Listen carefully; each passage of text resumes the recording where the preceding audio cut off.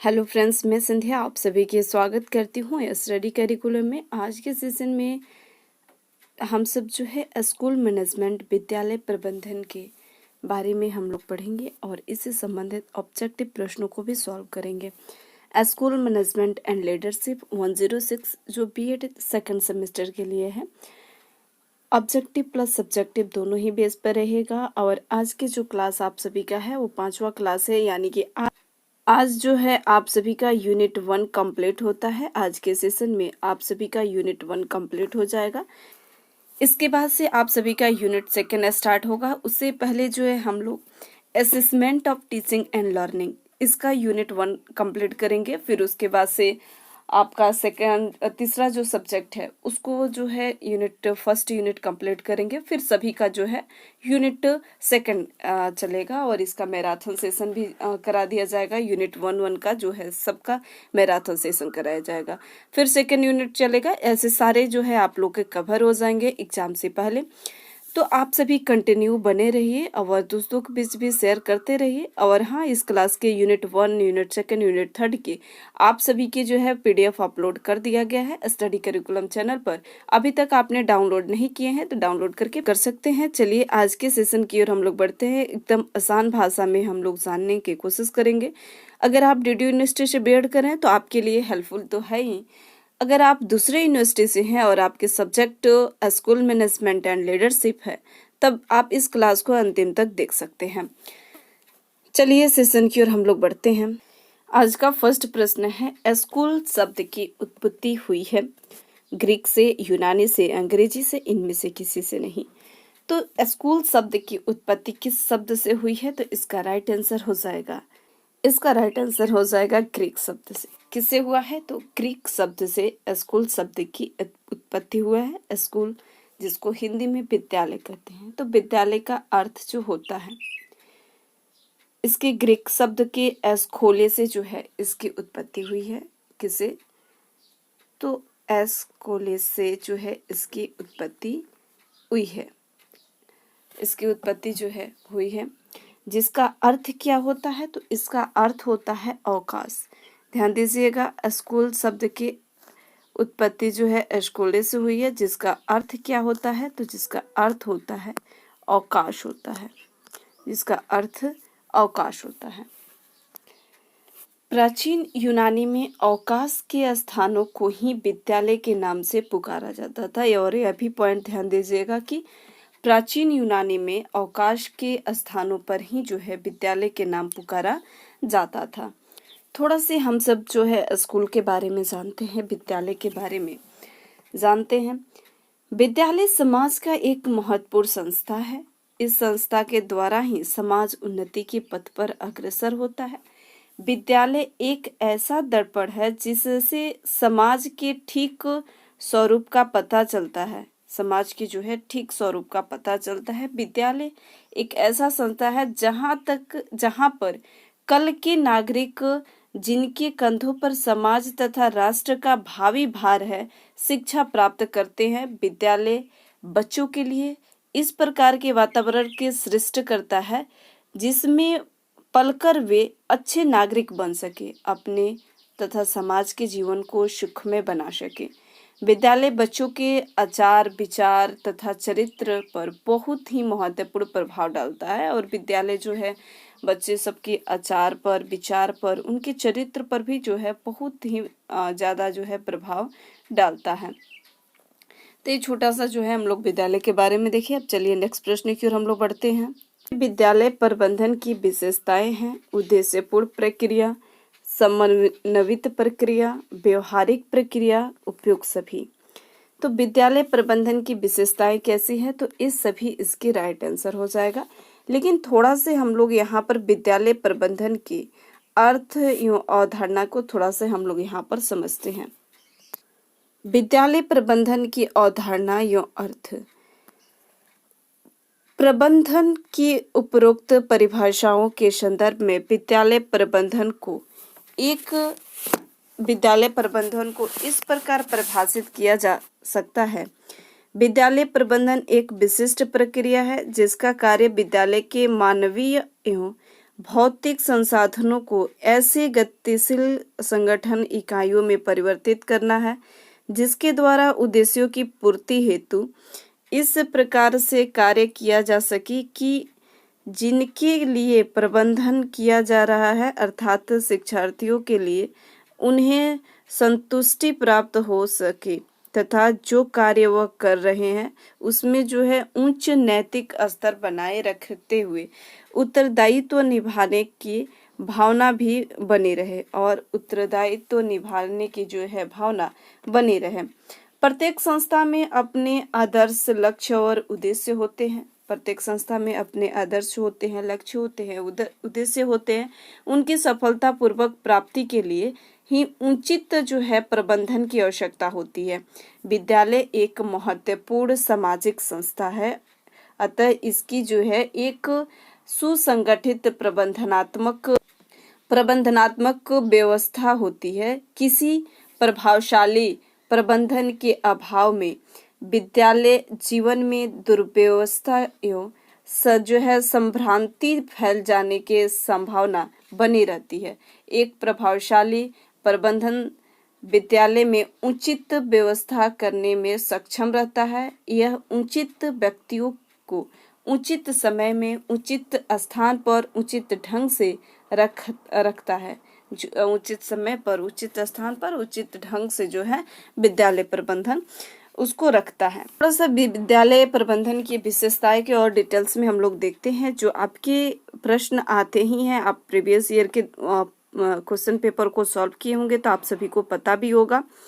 विद्यालय प्रबंधन की विशेषताएं, कैरेक्टरिस्टिक ऑफ स्कूल मैनेजमेंट, जिसमें प्रक्रिया आता है। प्रक्रिया विद्यालय प्रबंधन की एक प्रक्रिया है। यह निर्धारित लक्ष्यों की प्राप्ति के लिए एक गतिशील प्रक्रिया है। प्रक्रिया के रूपों में इसके अंतर्गत जो है नियोजन आता है, प्लानिंग, संगठन आता है, ऑर्गेनाइजेशन, एडमिनिस्ट्रेशन आता है, प्रशासन, कोऑर्डिनेशन जो आता है, समन्वय, गाइडेंस आता है, निर्देशन, कंट्रोलिंग आता है, नियंत्रण, जो है स्टाफिंग आता है, कर्मचारियों की व्यवस्था, एक्सिक्यूटिंग आता है जो है संपादन, इवोल्यूशन आता है मूल्यांकन, प्रोत्साहन अथवा जो है अभिप्रेरणा आता है, इंकरेजिंग या मोटिवेटिंग, नेतृत्व आता है, लीडरशिप आता है। ये तकनीक शामिल होते हैं। ध्यान दीजिएगा, ये बहुत ही महत्वपूर्ण है कि प्रक्रिया के अंतर्गत ये जो 11 तकनीक है ये बहुत ही महत्वपूर्ण है।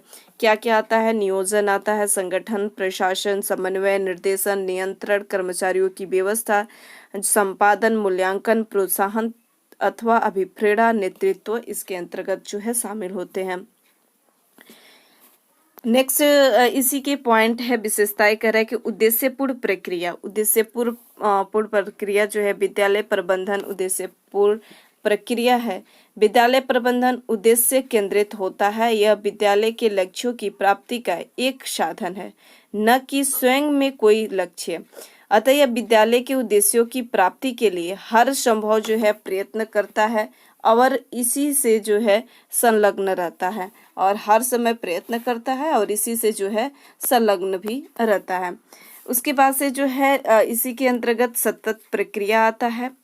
इसकी जो विशेषताएं हैं, सतत प्रक्रिया विद्यालय प्रबंधन एक निरंतर जो है जारी रहने वाली प्रक्रिया होती है। यह सतत जो है चलती रहती है। ध्यान दीजिएगा, विद्यालय प्रबंधन जो है यह सतत जीवन पर्यंत तक चलने वाली प्रक्रिया रहती है। परिणामों के पश्चात उद्देश्य की प्राप्ति का प्रयास जो है इसे निरंतर जारी रखता है और इसको जो है निरंतर जारी रखता है। फोर्थ पॉइंट कह रहा है कि मानवीय प्रक्रिया, ह्यूमन प्रोसेस जो होता है विद्यालय प्रबंधन मानवीय प्रक्रिया, यह विद्यालयों का विकास है, न कि वस्तुओं का निर्देशन। विद्यालय प्रबंधन में मानवों द्वारा मानव की निर्मित किया जाता है और विद्यालय प्रबंधन में मानवों के द्वारा जो है मानव को निर्मित किया जाता है। सामाजिक प्रक्रिया में देखा जाए तो विद्यालय प्रबंधन एक सामाजिक प्रक्रिया है। विद्यालय प्रबंधन कैसी प्रक्रिया है? तो एक सामाजिक प्रक्रिया है। इसमें सामाजिक सिद्धांतों को ध्यान में रखकर समूह के सभी सदस्यों को जो है अभिप्रेरित करना पड़ता है। मानव का जो है समूह समाज का निर्माण करता है। समन्वित प्रक्रिया इंटीग्रेटेड प्रोसेस विद्यालय प्रबंधन के अंतर्गत 2 तत्वों को जो है इसमें सामने आते हैं। एक होता है मानवीय संसाधन और दूसरा जो होता है भौतिक संसाधन। कौन से होते हैं? तो एक मानवीय होता है और दूसरा जो होता है भौतिक होता है। व्यवहारिक प्रक्रिया प्रैक्टिकल प्रोसेस प्रबंधन की जो है मूल रूप में व्यवहारिक प्रक्रिया जो कार्य का संपादन करती है, इसका संबंध जो है मानवीय संसाधन से और भौतिक संसाधन से तथा निष्पत्ति से होता है। ध्यान दीजिएगा, किसे किसे तो मानवीय संसाधन से होता है, भौतिक संसाधन से होता है और निष्पत्ति से जो है यह होता है। प्रबंधन व्यक्तियों के काम लेने के लिए की प्रक्रिया है। उद्देश्यपूर्ण क्रिया गोल और जो है ओरिएंटेड एक्टिविटीज विद्यालय प्रबंधन किसी उद्देश्य की प्राप्ति के लिए जो है किया जाता है। छात्रों की शिक्षा देने के उद्देश्य के स्थान जो है समान कर्मचारियों उपकरणों की व्यवस्था की जाती है। इनका जो है सबका उद्देश्य लक्ष्य प्राप्त करना होता है। सार्वभौमिक प्रक्रिया यूनिवर्सल प्रोसेस प्रबंधन एक सार्वभौमिक प्रक्रिया है। यह किसी भी कार्य को समुचित दिशा देने में सदा जो है उपयोगी रहता है और यह सार्वभौमिक है। नियोजन, संगठन, नियंत्रण एवं निर्देशन आदि सभी जो है सार्वभौमिक प्रकृति के कार्य हैं। ये सभी प्रकार के विद्यालयों अन्य संस्थाओं के कार्यशील हैं और सभी प्रकार के विद्यालयों अन्य कार्यशीलताओं के लिए जो है संस्थाओं के में जो है कार्यशील होते हैं। अंत अनुशासन उपागम जो है विद्यालय प्रबंधन अंत अनुशासनात्मक उपागम है। यह किसी विशेष विधा से संबंधित नहीं होता है। इसमें शिक्षा क्षेत्र, समाजशास्त्र, मनोविज्ञान, मानवशास्त्र जो है विषयों के सिद्धांतों को उपयोग जो है करने की आवश्यकता होती है। अदृश्य कौशल विद्यालय प्रबंधन एक अदृश्य कौशल है। विद्यालय प्रबंधन कोई जो है दिखाई देने वाले तत्व नहीं है, यह एक अदृश्य शक्ति होती है जो साधनों के श्रेष्ठतम उपयोग में प्रयोग देती है। कार्य की सफलता और असफलता पर ही इसकी कुशलता का दर्शन होता है और कार्य की सफलता और असफलता पर ही इसकी जो है दर्शन होता है। गत्यात्मक विद्यालय प्रबंधन गत्यात्मक है। विद्यालय प्रबंधन शैक्षिक प्रक्रिया का गतिशील एवं जीवनदायक तत्व है। इसके अभाव में साधन मात्र साधन बनकर रह जाते हैं और इसके जो है अभाव में साधन मात्र साधन बनकर रह जाते हैं। दायित्व प्रबंधन का दायित्व कार्य जो है कराना है। विद्यालय प्रबंधन कार्य कराता है। प्रधानाचार्य स्वयं बहुत जो है कम पढ़ाते हैं किंतु प्रत्येक अध्यापक से कार्य लेते हैं और गैर जो है शिक्षक कर्मचारियों द्वारा शैक्षिक सुविधाएं जुटाने एवं वातावरण को निर्मित करने में सहयोग लेते हैं और वातावरण में निर्मित करने को जो है सहयोग लेते हैं। तो ये था आप सभी के जो है विशेषताएं प्रबंधन विद्यालय प्रबंधन की, ये था आप सभी की विशेषताएं।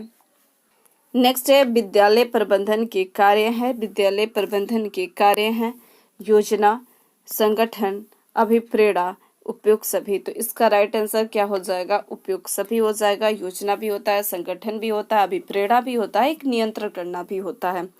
ये सभी जो है विद्यालय प्रबंधन के कार्य होते हैं। योजना यानी कि प्लानिंग बनाना। इसमें क्या होता है कि विद्यालयों में योजना बनाने का महत्व जो है सर्व स्वीकृत। बिना योजना बनाए जो है प्रबुद्ध निदेशिक क्रियाकलापों के संपन्न होने की बहुत कम संभावना रहती है। एक कक्षा के कमरे अथवा बाहर किसी भी सार्थक क्रियाओं के संपन्न होने के लिए नियोजन यानी कि योजना बनाना एक आवश्यक जो है अवयव होता है। यह अध्यापक होने के नाते हमें यह समझने की आवश्यकता है कि नियोजन के संबंध में एक सुव्यवस्थित एवं सुस्पष्ट कार्यशैली जो है अनिवार्य है। नियोजन बनाने के लिए अध्यापक को बहुत सारे जो है उनके क्या करना पड़ता है, तो क्या विषय वस्तु है, कैसे पढ़ाई जानी है, इसका निर्णय लेना पड़ता है और पाठ्य योजना बनाना पड़ता है। नियोजन के ही अंतर्गत आता है पाठ्य योजना। ध्यान दीजिएगा, सत्र अथवा वर्ष भर के लिए पाठ्यचारी जो है कार्यकलापों की योजना बनाना। इकाई विषय वस्तु पाठ्य पर दिए गए जाने वाले जो है बलाघात का निर्धारण, अर्थात किसी विषय वस्तु को विस्तार पूर्वक पढ़ाना है अथवा सरकारी तौर पर, तो यह जो है किसमें सुनिश्चित किया जाता है, तो योजना बनाने में ही सुनिश्चित किया जाता है। उसके बाद से आता है आप सभी के आता है संगठन, ऑर्गेनाइजेशन। इसमें विद्यालय को एक ऐसा संस्था के रूप में विकसित होता है जहां शिक्षण कार्य जो है प्रभावकारी और निपुणता से जो है के साथ संपन्न हो। इसका अर्थ यह हुआ कि जिम्मेदारियों को परिभाषित और संबंधित को विकसित होना है। आवश्यक तथ्य है कि वे सभी लोग जो इकट्ठा कार्य करते हैं और वे कैसे करते हैं। आज के समय में लचीलापन एवं दृढ़ता एक संस्था के उत्तरोत्तर मानदंड बनते जा रहा है, इसलिए विद्यालय भी अचल एवं गतिहीन संस्था के रूप में नहीं रह सकते हैं। बावजूद इसके कि एक अध्यापक सतत गतिशील अवस्था में रहता है, उसके लिए एक विद्यालय की संगठन अथवा पुनः जो है संगठित करने की बहुत जो है कम गुंजाइश बचती है। लेकिन यह हमेशा सत्य नहीं है कि क्योंकि परिवर्तनशील परिस्थितियों में जिम्मेदारियों के पुनः निर्धारण के लिए आमतौर पर कुछ गुंजाइश रहती है। विद्यालय में किसी भी क्रियाकलाप को व्यवस्थित करने के एक अध्यापक की जिम्मेदारी का निर्धारण करते समय जो है बहुत सारे तत्वों को उनको ध्यान में रखना होता है, कि जैसे कि लक्ष्य या उद्देश्यों को परिभाषित करना, इन जो है उद्देश्यों को पूर्ति हेतु क्रियाओं का विश्लेषण एवं पहचान कराना, क्रियाओं को संबंधित व्यक्ति विशेष के लिए जो है निर्धारित करना, समूह संबंधित क्रियाओं के लिए जो है निर्धारण करना, उत्तरदायित्वों के प्रत्येक स्तर पर क्रियाओं का व्यवस्थापन का जो है समन्वय और संचार अथवा जो है विवरण तैयार करने के लिए माध्यम की स्थापना कराना। तो ये था आप सभी के विद्यालय प्रबंधन के कार्य, अभिप्रेरणा और एक जो होता है अभिप्रेरणा। अभिप्रेरणा इसके अंतर्गत अगर हम कहें कि अगर हम चाहते हैं कि लोग उचित दिशा में चले और उसमें जो है जो आशा की जाती है कि वही वे करे, तो अभिप्रेरणा इसमें जो है मुख्य भूमिका अदा करती है। यदि कक्षा के कमरे में अध्यापक कोई कार्य संतोषजनक ढंग से पूरा करना चाहता है तो नेताओं के पर्याप्त रूप से अभिप्रेरणा करना अत्यंत अनिवार्य है। अध्यापक को कम रुचि वाले छात्रों को भी अभिप्रेरित नहीं करना चाहिए कि बल्कि छात्रों की रुचि को भी जो है पोषित करना है कि जो पहले से ही प्रेरित है। अध्यापक उन उद्देश्यों को जो है बहुत ही अच्छे से प्राप्त कर सकते हैं कि बच्चे जो है उद्देश्यों को जो है प्राप्त करें, जैसे कि लक्ष्यों उद्देश्यों को भी परिभाषित करना, बच्चों की कमियां ढूंढने के बजाय अध्येताओं के प्रति सकारात्मक दृष्टिकोण अपनाना, जो है सकारात्मक पुनर्बलीकरण जैसे प्रशंसा एवं प्रोत्साहन, कक्षा में होने वाले शैक्षिक एवं गैर शैक्षिक क्रियाकलापों को सुसंगत, सार्थक एवं आनंददायक बनाना, नियत कार्य एवं परियोजना कार्य का जो है आवंटन छात्रों की अंतःशक्ति के योग्यताओं के अनुसार जो है प्रदान कराना, ताकि वे अपने व्यक्तिगत गति के अनुसार कार्य कर सके। तो इन सभी बातों को जो है योजना बनाते समय, संगठन करते समय, अभिप्रेरणा देते समय जो है ध्यान रखने योग्य बातें हैं। आइए थोड़ा से हम विद्यालय प्रबंधन के क्षेत्र को समझते हैं जो आपके सब्जेक्टिव के दृष्टि से महत्वपूर्ण है। विद्यालय प्रबंधन का क्षेत्र, स्कोप ऑफ स्कूल मैनेजमेंट। विद्यालय प्रबंधन का क्षेत्र जो होता है कैसा होता है, तो व्यापक होता है। यह पॉइंट आप लोग ध्यान दीजिएगा कि विद्यालय प्रबंधन का जो क्षेत्र होता है वो व्यापक होता है। इसके अंतर्गत विद्यालय समाज जो है शासन स्तर, नीति निर्धारण स्तर पर संपन्न होने वाले सभी कार्य आ जाते हैं। संक्षिप्त में विद्यालय प्रबंधन के क्षेत्र निम्नलिखित है। विद्यालय के उद्देश्यों का निर्धारण करना, विद्यालय का संगठन तैयार करना, इसके अंतर्गत जो है विद्यालय के संगठन को तैयार करना, विद्यालय में संचालन हेतु नीति नियम योजना तैयार कराना, विद्यालय के मानव संसाधन या भौतिक संसाधनों की व्यवस्था कराना, विद्यालय के विकास हेतु प्रबंधन का कार्य कराना, शैक्षिक व्यवस्था के सुचारू नियमित संचालन की व्यवस्था कराना और जो है वित्तीय संसाधनों जुटता एवं उचित रूप से है वितरण कराना, भौतिक एवं मानव संसाधन में आवश्यकता अनुसार विकास कराना, विद्यालय के कार्यालय द्वारा लेखा प्रबंधन जो है, आय व्यक्त प्रबंधन, विद्यालय की आवश्यकता एवं कमी के अनुसार प्रबंधन, विद्यालय एवं प्रगति संबंधित तथ्यों का जो है संकलन एवं संबंधित विभाग कर्मचारी तक सूचना संप्रेषण कराना, विद्यालय के कर्मचारियों का वेतन, भत्ते, सुविधाओं जो है प्रोन्नति आदि के बारे में सजग रहना, कार्य करना, शिक्षकों, कर्मचारियों, छात्रों के स्वास्थ्य का जो है ध्यान रखना और शिक्षकों, कर्मचारियों के स्वास्थ्य का भी जो है ध्यान रखना। तो ये था जो है विद्यालय प्रबंधन के क्षेत्र। मैं आशा करती हूँ कि आप सभी को सेशन अच्छा लग रहा होगा। अगर अच्छा लग रहा है तो नीचे कमेंट सेक्शन में ज़रूर बताएं। मिलते हैं नेक्स्ट सेशन में। अभी तक आपने चैनल को सब्सक्राइब नहीं किए हैं तो सब्सक्राइब जरूर कर लीजिएगा। जैसे शुरू में ही मैं बताई थी कि आज जो है आप सभी का स्कूल मैनेजमेंट एंड लीडरशिप का फर्स्ट यूनिट कंप्लीट होता है। इसके बाद से हम सब जो है assessment of teaching and learning के फर्स्ट यूनिट स्टार्ट करेंगे। तो अभी तक आपने चैनल को सब्सक्राइब नहीं किए हैं तो चैनल को सब्सक्राइब जरूर कर लीजिएगा। मिलते हैं नेक्स्ट सेशन में। Thank you.